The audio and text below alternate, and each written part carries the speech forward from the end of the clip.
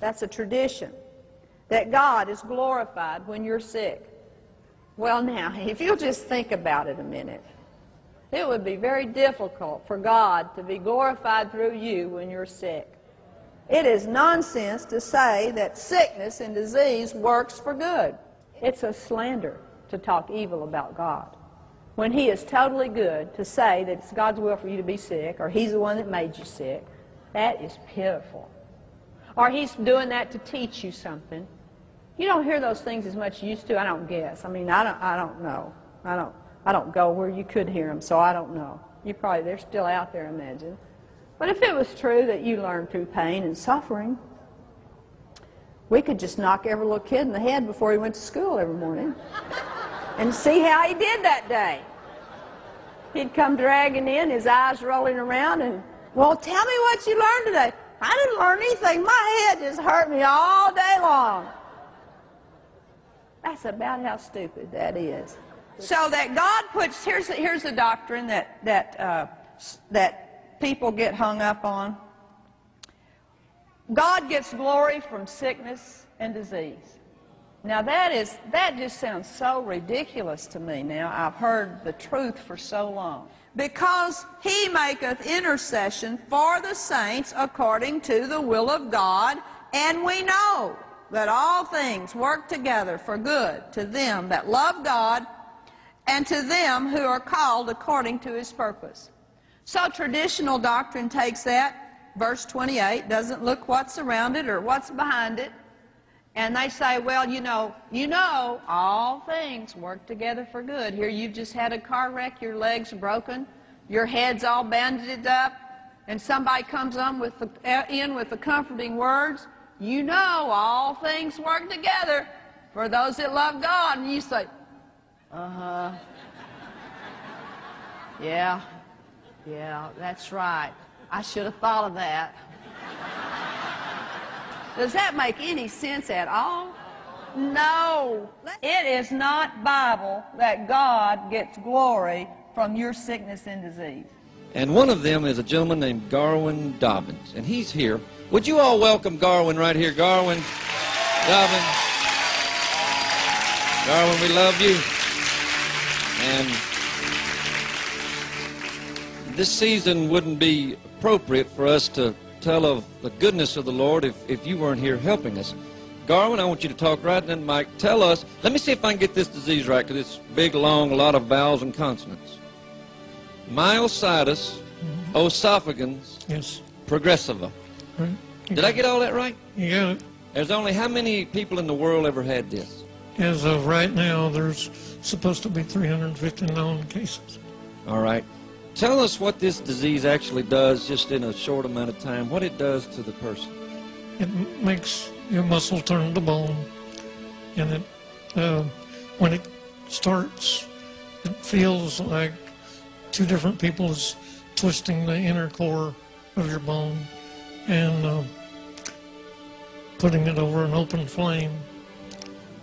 You know what I admire about you so much is, with this debilitating disease that you have, is your spirit. You have the spirit of a champion. And in this autumn time of Thanksgiving, is it possible to have something like this in your life and yet remain thankful? Oh, yes. Tell us, how are you thankful in times like these? I'm very thankful for life, for health, for eyes.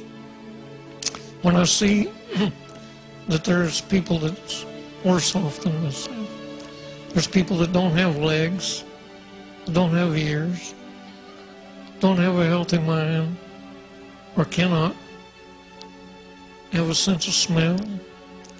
And when I look about and see the color that God has spangled the sky with, in the rainbow, and when He put the stars in the sky, I know that He cares for me. Yeah.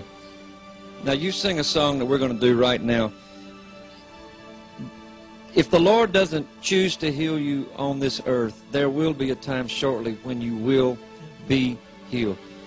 In your mind, what do you see yourself doing when this body has been exchanged for your new body, what do you see yourself doing? We're going to run on streets of gold. And number one person I want to meet is David, because he has been a strength to me over the years. And I want to be as close to him, like him, in praise and worship. Wow. Isn't that incredible? That he would, you know, a lot of people might be bitter or angry at God, and yet he remains a person of praise. There's never been anybody I've ever met that is more encouraging than Garwin. Garwin, you sing a song called I Can Only Imagine. Can we help you? Yes. Or you just want to do this by yourself? No, I want you to. Okay, all right. Let's Feel the honor. let's stand you up here. Undo his seatbelt. Watch for the airbags and all the... Here we go. I can only imagine.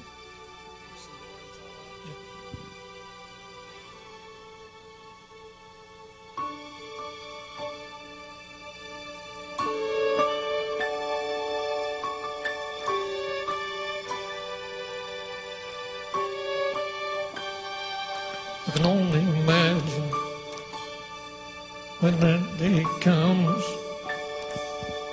and I walk by your side. I can only imagine what my eyes will see when your face is before me. I can only imagine.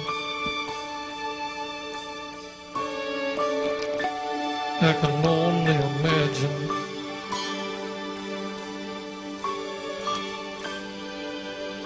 Surrounded by your glory, what will my heart feel? Will I dance for you, Jesus, or in awe of you but still? Will I stand in your presence, or to my knees will I fall? Will I sing hallelujah? Will I be able to speak at all? I can only imagine. I can only imagine.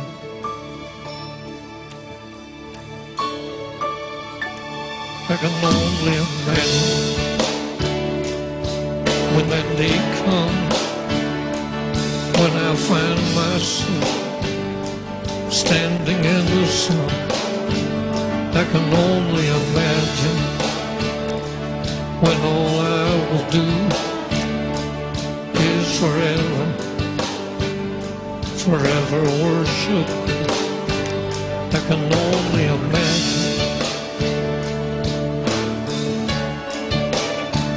I can only imagine.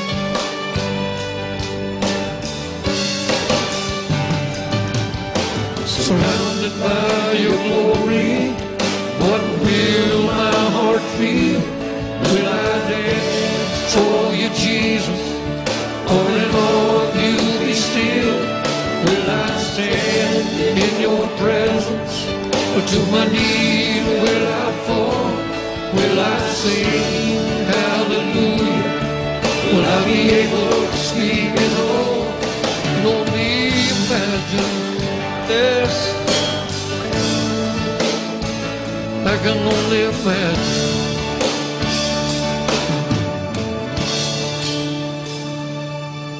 Surrounded by your glory, what will my heart feel?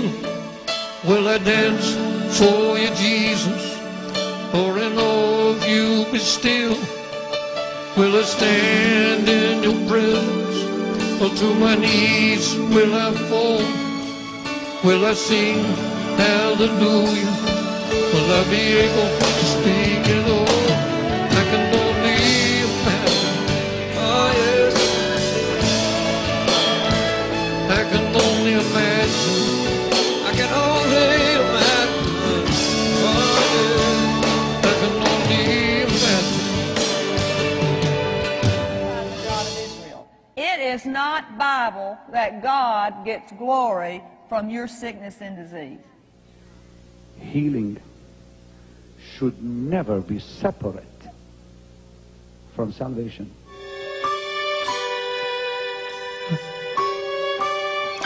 I can only imagine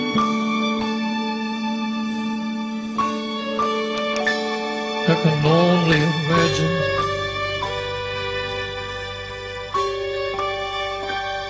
I can only imagine